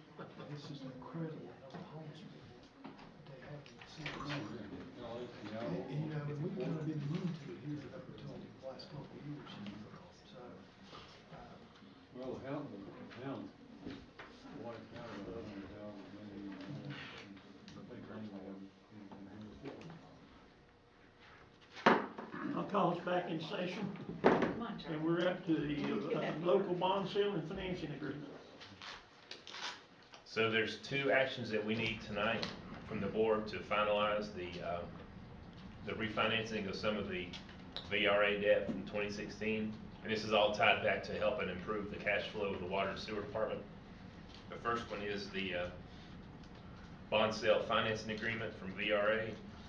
And in your packet, I'm trying to get down to it. See what page it is. It starts on page 184 of the PDFs. And what I'd like to recommend is it's been reviewed and approved by our bond counsel. So I'm recommending that we approve the agreement and authorize the county administrator to execute the agreement on the county's behalf. Move to approve. All right, we have a motion to approve. Do we have a second? Second. Have a motion and a second. Any further discussion? Hearing none, all those in favor of approving the agreement and authorizing county administrator to execute, signify by saying aye. Aye. Aye. Motion passes unanimously. The next item is the authorizing resolution to proceed with the bond itself. It was actually developed by the bond counsel, and if board approves it tonight, we'll need to record it and get it on the record in the courthouse tomorrow. But recommendation to approve the resolution as presented. Move to approve as presented. Have a motion and a second to approve it as presented. Any further discussion? Hearing none, all those in favor signify by saying aye. Aye. Any opposed, and likewise. Sounds like it was unanimous.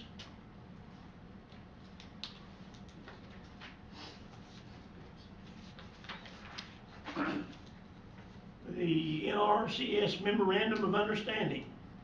So part of the hurricane recovery efforts, the Natural Resource Conservation Service has been awarded $7.8 million towards Smyth County cleanup efforts. part of that is, I don't know, maybe 8 or 10 different projects that they've identified around the county, whether it's South Fork or Laurel Valley Road. But for each project, we have to approve a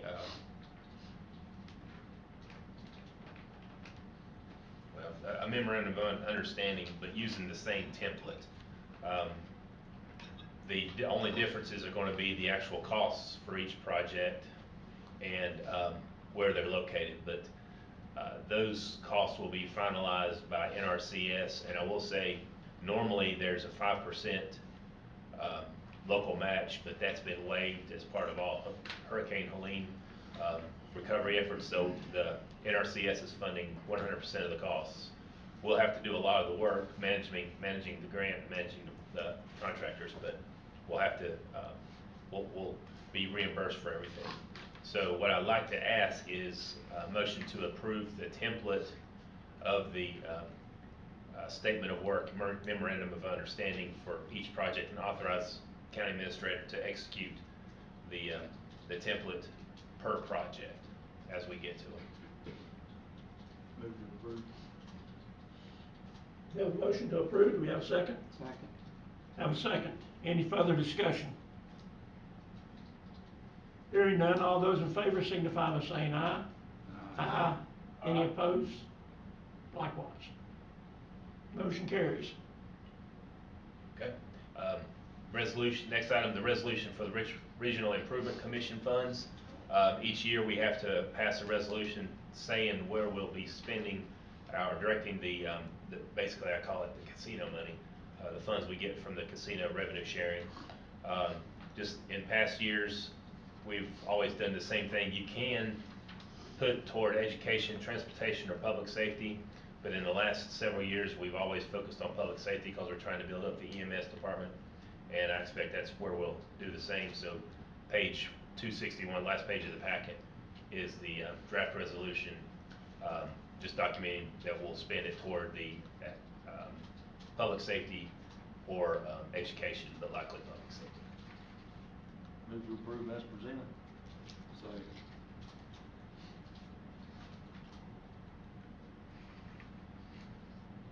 Okay, this is a Regional Improvement Commission's funds. All right, any further discussion? We have a motion and a second. Can I just ask, are we seeing a increase in that? Significant increase here recently, or?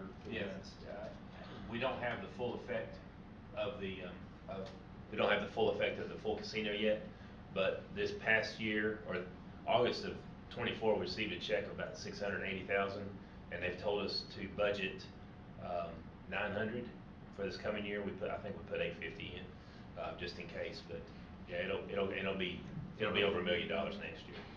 I don't know if that's a good thing or a bad thing. Right. Well, as long as it's going public service, it's not a bad thing. Well, I'm just saying for the people that's going down there and losing their whole social security check. Yeah. We can just look upon it as foreign aid. Hope it's not our citizens going down there gambling. Hearing no other discussion, all those in favor signify by saying aye. Aye. Any opposed? Aye. Any opposed likewise? Motion carries. Now to the important part of our meeting. Time has been reserved on the agenda to allow the county attorney to provide input and various updates as needed. I don't have any updates, Mr. Chairman. Just a reminder, I sit beside Mr. Call over here, so. I'm not as far away as Courtney. All righty. Thank you. Ain't them thing then. Thank you for all you do for us. It's a good sign to make a swing. That's right. Good luck. County administrator and staff. Sadly, I do have a few things to run by you. In the yellow tab of the additional items is a draft security agreement between Mount Rogers and the sheriff's office. The sheriff can probably do this by himself without county approvals, but he did ask that we run it by the board of supervisors and county attorney. Mr. Farthing reviewed it and had a few questions about how this would work, but basically The Community Services Board has received a grant to provide security at the crisis center down here at the end of Main Street in Marion. And this will help with the TDOs and all the overtime that we've been dealing with and the town of Marion PD has been dealing with. It will put a sheriff's deputy in the crisis center 24/7, as well as a sergeant to supervise the 4 deputies. No cost to the county. Well, all costs that the county will have will be reimbursed by Mount Rogers. So I'd recommend approval of the agreement and authorize me to sign it on the county's behalf. Glad to answer any questions if you have any. Is he gonna hire any new deputies? He will have to hire 4 new deputies. He's going to transfer a current sergeant over. Actually, he'll have to hire 5 new deputies. He'll transfer a current sergeant over to supervise the operation. Well, that would be good, and that we'd have 5 more trained law enforcement. Yes, sir. So when we become a sanctuary county, we'll be. I don't want to go there. If we ever have to take that vote, I will not vote. No. I just, no way. We're not California. You will not vote? I'll vote no, let's put it that way. Okay. I can't imagine not standing behind your law enforcement. All righty, do we need a motion We on need this? a motion to authorize approval and authorize me to execute it. I'd like to make it as chairman, I can't. Anybody else want to make this motion? All righty, a motion to approve, do I have a second? Mr. Coleman. Roscoe beat me to it. All right, any further discussion? Hearing none, all those in favor signify by saying aye. Aye. Any opposed likewise? I'll abstain due to employment. Next item, just passed out an update on Smyth Grow, and Mr. Parrish, I apologize, I'll email this to you as soon as we get out of the meeting. But at the last update, or last quarterly update, board asked for a map showing where these various houses are being built, and he's also provided a summary of those that have been sold and the ones that are still standing, as well as the next several projects. If you look through here and you count up, we're at almost 75 houses within the first 2 years. So it's doing what we wanted it to do, and that's just information only.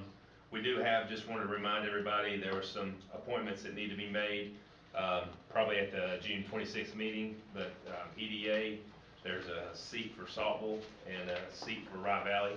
The Saltville position on EDA, she does want to continue, so I'd recommend, she's been a very strong member. Rye Valley, there will be a new member coming there. Library, as Ms. Lykin said, there's 2 positions. There will be a new member on Rye Valley, and Atkins is just Atkins. Just Rye Valley, they amended the bylaws. Okay. So that the terms that were, partial terms don't count, so they're just. So they can continue? Yes, So she can do it? So, yes, well, it's for Atkins, it's Mr. Graham. And we okay. talked about that last time I was here. So he was appointed to fill an unexpired term. Right. And that term expires, so we can reappoint him to a new term. So we can do that the next. Now, who's that? Patton Graham. Mr. Graham. And he does want to shaky character. Hmm. How's his health right now, though?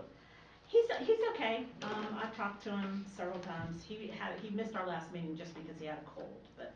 Yeah, he's on a couple other boards for us, and I think he really represents the county well. He does. I agree. We have, Mr. Parrish is working on the Rye Valley Water Authority, board reappointments. We also, just to let you know, we have a board vacancy coming for the Whitfield Community College board. Mr. Brown isn't eligible to run again, or to serve again, so we need to find. I thought I had one. He Okay. called me as I was sitting out in the parking lot tonight and said that he'd rather not do it, right? He had too many irons in the fire. Okay. So I told him, I said, well, you gotta find me a replacement. We'll find somebody. Just, Mr. Chairman, just as a reminder, I think that with County Community College Board, they have different professions they're looking for. Is that right? Yes, sectors in the community, right? Like industry or healthcare, I'm not sure what they are, but I know they have a desire to have a mixture of people on their board. I can check with the president to make sure. He hadn't brought that up, but it makes sense because Mr. Brown is, I guess, real estate and legal. Owns his own business. Owns his own business, So, small business owner. I'm not sure what they are, but I think there's some kind of criteria they kind of look for that, so you may check with him. We've never had that explained to us in the past, I don't think. I can ask. It would make sense, you have a more diversified board. It kind of needs to be. Yeah. Marion Atkins. Yeah. Because DHCC serves Child. Yeah, he said. And then, if you want to do this tonight, we can, but the Southwest Virginia EMS Council, Curtis Crawford, his term expires June 30. He's served us well. I think he's been chair before. May actually be chairman of that board now, but we can either do it now or wait till the July or the June 26th meeting. Let's just do it now, that way we have continuity of the position. Move to approve. Second. Have a motion and a second, any further discussion? Hearing none, all those in favor signify by saying aye. Aye. Any opposed, likewise. Tell Curtis she's back on there. All right, whether he wants to or not. Right. Just a reminder, next week, committee day will actually be Wednesday instead of Thursday, since Thursday's a holiday. I can't remember the committees. I think we had personnel and budget at least. Don't remember. Let's hope it rains that day then. Yeah, we'll hope for, well, it looks like it's gonna be raining. And we'll get those emails out in the morning to schedule that. And then finally, employee cookout tomorrow at 12 noon. Please come and enjoy some barbecue and potluck from the rest of the employees. I think DSS are doing the sides and the school board's responsible for desserts. Is it here or? Yeah, here, out here in the grass behind us. 11:30, 12 o'clock. 11:30, 12 o'clock, yeah. I've got a fellowship Christmas. So, It's supposed to be, something comes to this, and then we'll go out there. It's a fundraiser. that's all I have. All right, moving on to supervisor comment time. Chris. Oh, great. I guess first of all, thank you all for letting me attend remotely last week. I had to go to New Jersey to help my son get to a doctor's appointment post-surgically.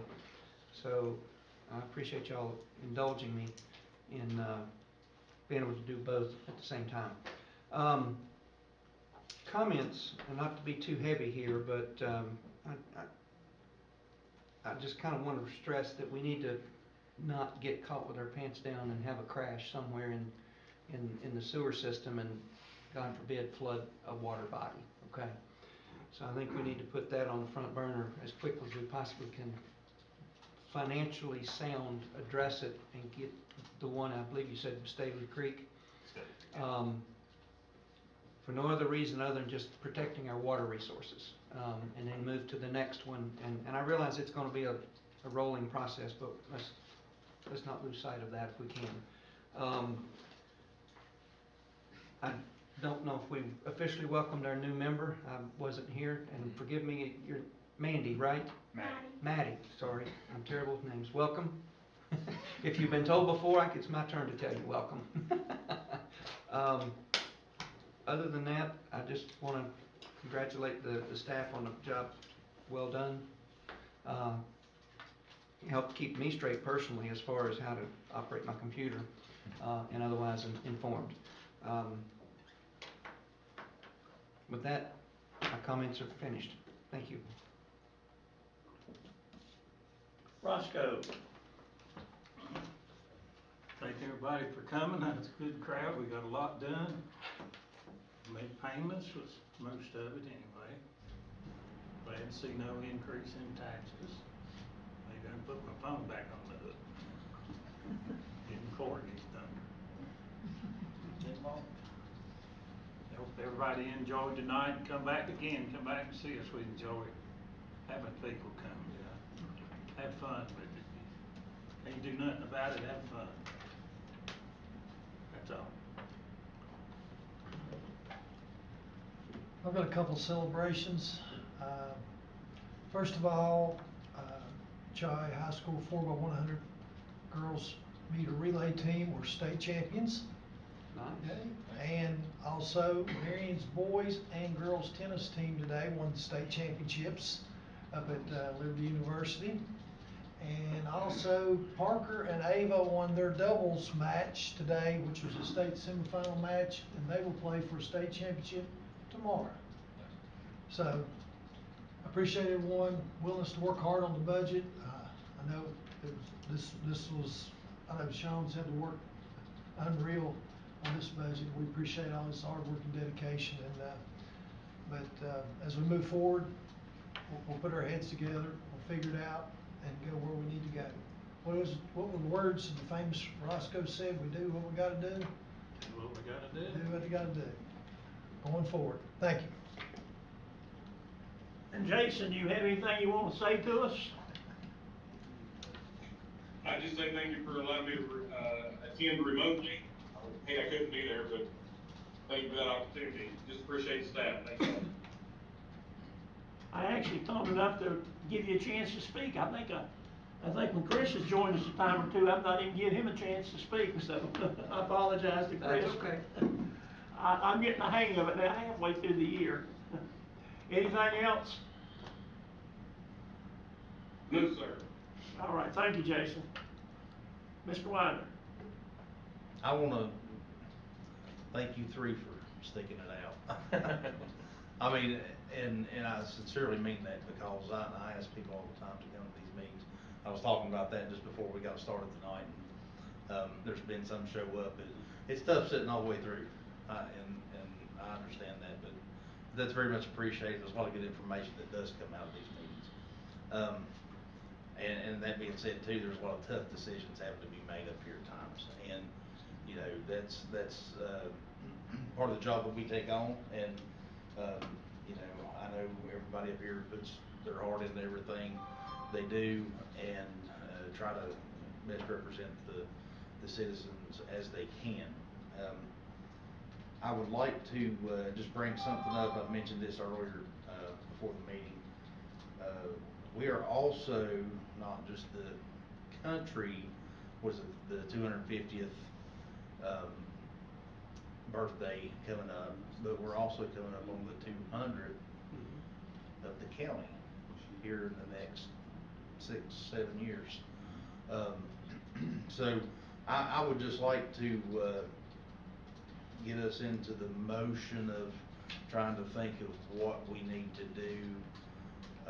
That's a big deal, you know, and we need to hopefully get some kind of committee together at some point with this. And I don't think it's something we need to wait till the last minute. And there's a lot of good things that can be done. Maybe even putting some funds back to help with some type of community celebration. I think it would be a very big deal and very important to be proud of where we're from and what we have. So I'm not looking at you on purpose, Rose, but I mean, I know you're working on that other and stuff, but I think with a lot of work from everybody, it might be something we can look Well, at. and we've learned a lot of lessons through, we started in November of 2022, and we've learned a lot of lessons. And one of the things that has come out of this is we want to stay together as a group, and it won't be the VA 250 committee anymore, but we haven't come up with a name, but it would be kind of the cultural heritage organizations of Smyth County. So the museums and tourism and the library.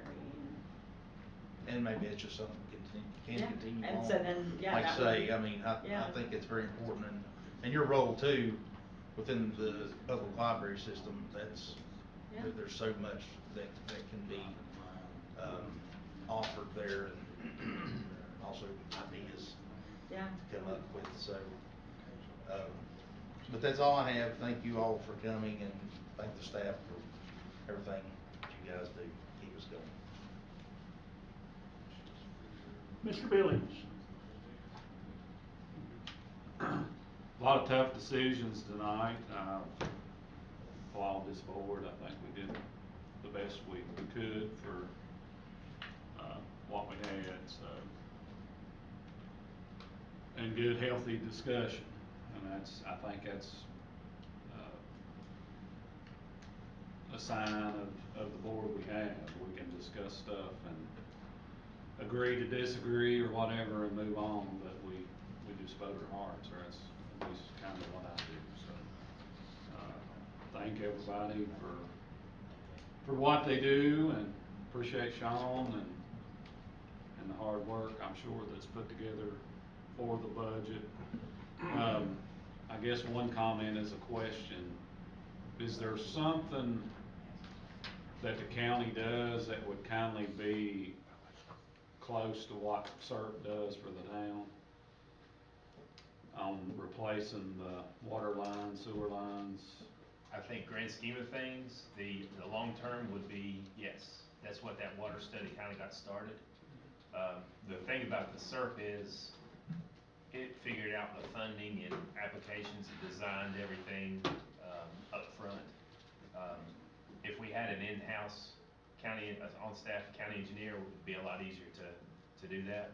But the goal is to get to some realm of that certain program, in my opinion. Well, I know during the storms, everybody kind of pitched in, worked together and such. Maybe we could kind of partner with the town or something. I think what they're doing, from what I understand, is working. So maybe they could give us something that would help to get that going in the county, to where you could do it over a length of time and not be a big burden all at one time or something. I agree. I'd be glad to start this conversation. So that's all I have. Alrighty, number one on my list here is, I went to the school board meeting Monday night, and just so you'll know, they were proud of the fact that they, for the month of May, they had used very little local money. So when tonight you said we were down a little bit in our condition, money on hand now is a little bit less than what we had last. Keep in mind, we're probably gonna be needing more for the school board. We knew we would, but where they didn't draw it down last month, their needs for this month may be more. I just wanted to throw that out there, so. And, I like Courtney's idea about the 200-year, 2032, 200 years, and we can't wait to 2033 to start planning it. But to do anything like that, you need a champion. You need somebody in the community who's gung-ho, really enthused, knows everybody, and really to carry the. So start looking for that person. We can't make roads do everything.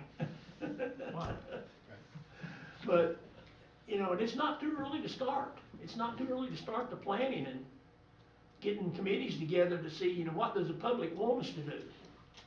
We may find out the public don't want to do anything. So, if that's the case, we can do that real easy. Me and Rose will be out there celebrating. Well, I think we need to, 200 years of a county, we won't count the years of northern aggression where we weren't a county, but, that's all I had. I do thank this board for working together, for us all being able to say what we think and not worry about what the person next to you is gonna be. Yeah, he's crazy. Well, we all know all of us are crazy, and we wouldn't be up here. We actually knocked on doors and asked for this job, so. That's why you're in this building. That's right. So anyway, that's all I have. We do have on the agenda a closed session tonight regarding the water tank access. So we thank you folks for being here and for lasting out with us.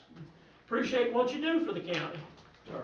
Thank I'm you. sorry. I have one quick question for Mr. Rudd, if it's appropriate. Yeah, go ahead. Just sitting here, you made a comment just a few minutes ago about not having a county engineer. The thought just went through my brain, is it possible to partner with the 3 towns and the county to hire a single engineer to work for the greater consortium?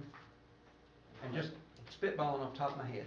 So their job would I think anything's possible. If the town has a part-time engineer on staff still, I think he only maybe works 1 day a week. Is that Susan? No, just bigger. Oh. I'm just wondering if there's a chance to leverage an individual across 4 budgets. Maybe worth a conversation at the next Smyth 12. I mean, that way we've got a full-time person in the county we could go to help us with this stuff, but the county wouldn't have to pay 100% of it. But the other townships could use them also and chip in some percentage. Worth a conversation. Okay, thank you. The last engineer we had really paid his own way, I think. We stumbled into that one, he just walked in, asked for a job, and we gave it to him. So let's hope we can get lucky again. All right, if nothing else, we're gonna go into closed session. Should be.